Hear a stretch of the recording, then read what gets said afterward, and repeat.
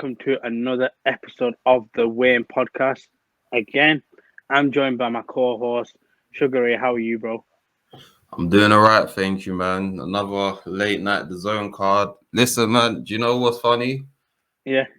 People try to say that Eddie Hearn had a bad fourth quarter, but I don't know, man. It looks like he lost a few battles in quarter three, but quarter four looks like he's building again. So he may have not been on top, but he definitely didn't leave on the bottom. So I'm kind of with you. I think certain things may not have gotten his way, yeah, but he finds a way to always be Eddie Hearn, the guy that we know, and like he can always be on top somewhere. Like you can't ever doubt Eddie Hearn. for But sure. speaking on the zone, I think the reason we're here for today is to talk about the lightweight fight that we saw yesterday. Yeah. Devin Haney, Jojo Diaz. Haney goes, wins a unanimous decision, and I want to get your opinion on the fight as a whole before we talk about Haney as a fighter. So, what did you think about the performance to start off with? I feel like it was a very solid performance, very disciplined performance. I think Haney went in there and imposed his will. He used his reach, not enough as I would have liked. I feel like he let Jojo get inside of him too much willingly for someone that's got, I think it was 7-inch reach advantage. I'm like, if you're the long man, use it. I remember Lennox Lewis always used to say, a good long man will be a good short man. So it's a case of why are you letting someone like that go inside when you can just use the jab? And we was talking about this pre-show in that I feel like with Haney, he's got this game plan and style of being a shutdown fighter. So I'm not saying as in his fighting style is the same as the person I'm going to mention, but in regards to what the intentions are. So the same way I see as a Bubu Andrade, for example, his thing is to go in there, shut you down. He uses fundamentals in a way that's just very suffocating. May not be the most entertaining, but like you mentioned before, when we were talking before the show, that he makes sure he goes there with a clear plan to win and take minimal damage. And the reason I compared it to Bubu Andrade, is because apart from his last fight, that was always his thing that he was known for. Is like he fights very safe. He goes in there, minimal damage, but the win's a win. And I feel like with Haney sometimes is that he's got that similar intention, not fighting style. I'm saying Yeah. intention. However, his fighting style is not as clean. So a lot of the time when he was getting caught with certain things, it was kind of like he's trying to be this guy that's like a real boxer, slick, shutdown fighter. However, for me, he didn't execute as much as he should have. Like the skill levels there, I don't know, many fighters go with injuries or they get into the fight and then they want to get into a firefight to prove people wrong. Or, he might want to go in there and finish him to make a statement because we know who was in the crowd. But I just felt like Haney didn't execute like how he needed to. I mean, this is the thing with Haney, and I've got a bit of a problem. You said about making a statement, possibly. Yeah. If you look at his last few fights, they've all gone to decision. Now, whilst I can appreciate, obviously, the division is what it is, and you tend to see fights actually go a lot longer. When you look at other boxers, they do still try to finish. I just think with Haney myself, Mm-hmm. I think he is on a pathway to create, the way we look at boxing is if you've got a loss on your record or a couple of losses, it looks bad.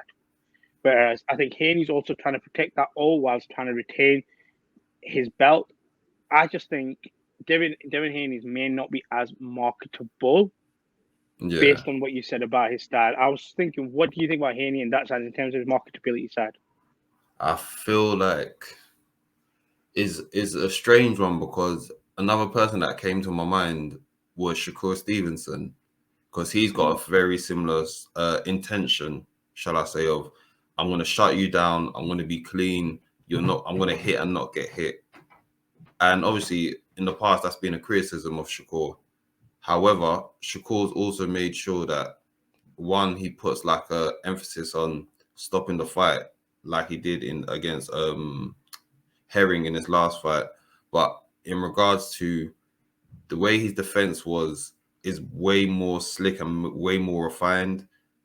Whereas Yes. Haney, I felt like that's his intention, but it's not as clean as I think he intended it to be. So is almost like the marketing before could have been, yeah, look at him, he's a slick boxer, he doesn't get hit, a la Floyd.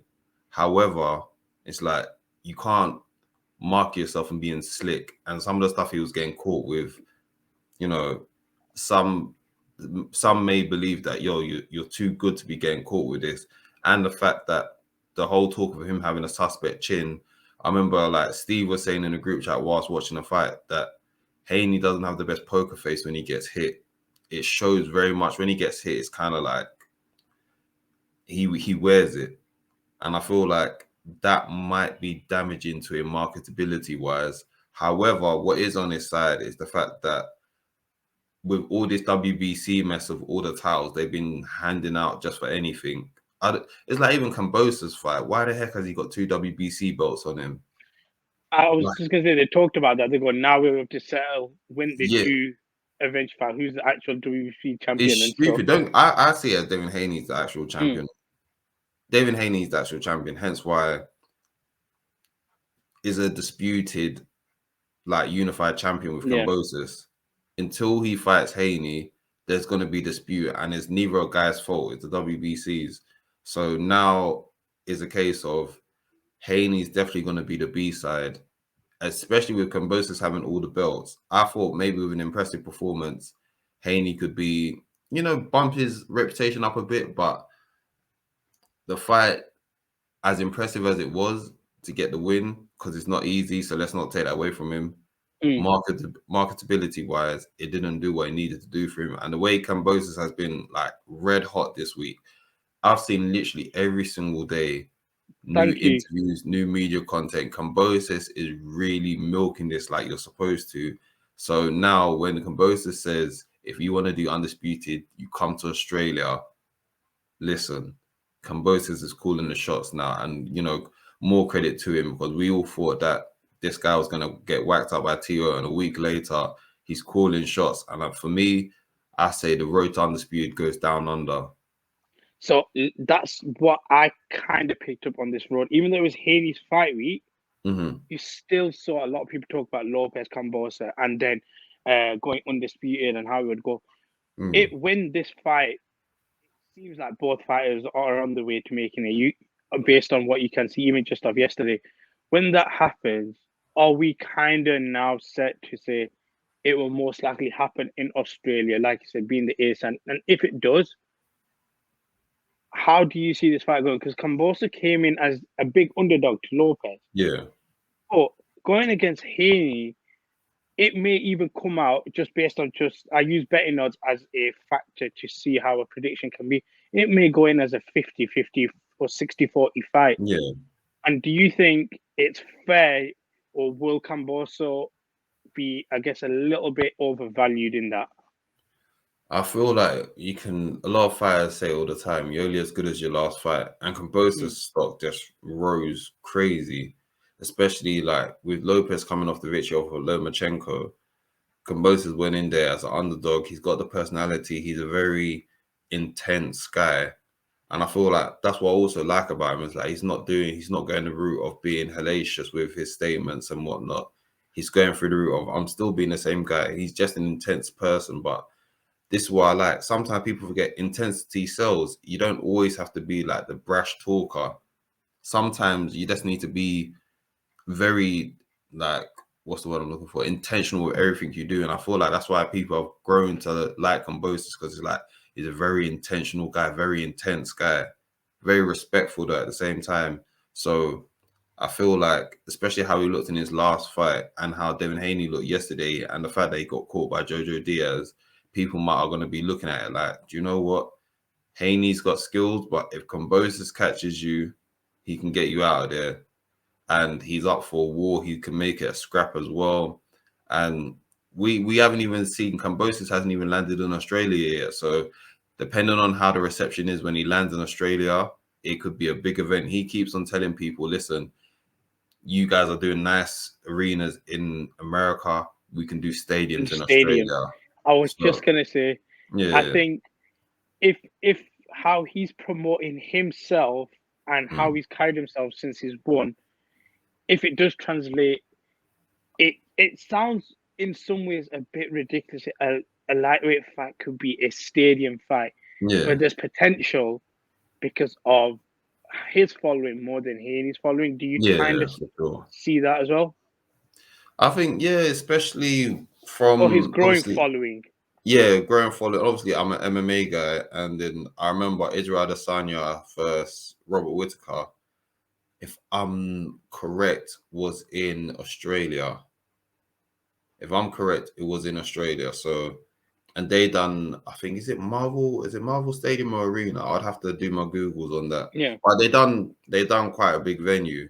And obviously is a bit different because I feel like with Israel Adesanya and Robert Whittaker, those are two names in the combat sports world that have been around for a while. So in order to get a big venue like that, it's kind of like their names have been brewing. Whereas with George Kambosos, it's like to many Instant. casuals, he's come out of nowhere. So listen, but if he keeps on speaking into existence, who am I to tell him he can't do a big venue? So initially, I had it a situation of, do you know what, Kambosos should take, a mandatory in Australia just to build up his name, build up his brand. But like I said, it all depends on once he lands in Australia. If the iron's hot, listen, Strike. Just make go. that, strike, make that undisputed in Australia, make it a big event. And it might just have to be a case of just have a stipulation of a 2-fight contract in place where Kambosos says, let me take a mandatory just to build my name.